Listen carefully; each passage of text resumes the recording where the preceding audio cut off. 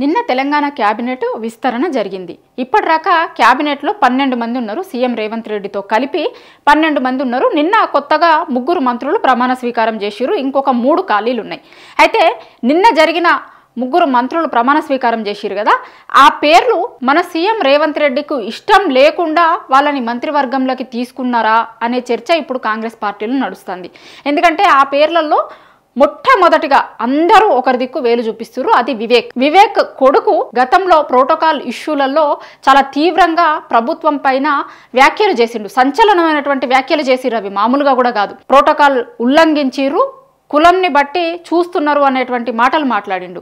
నిజంగా ఒకవేళ మంత్రివర్గంలో విస్తరణ చేసినప్పుడు ఆయనకి ఇష్టం ఉన్నటువంటి మంత్రులనే తీసుకోవాలనుకుంటే కనుక వివేక్ పేరు ఉండకుండా చూసుకునేటోడు ఇప్పుడున్నటువంటి సీఎం రేవంత్ రెడ్డి. కానీ అట్లనే ఇంకొక ఇద్దరు కూడా చేసినారు కదా, వాళ్ళ ఇద్దరిళ్లలో కూడా హైకమాండ్ కోటా కింద వచ్చినటువంటి వాళ్ళు ఇంకొకైనా ఉన్నాడు.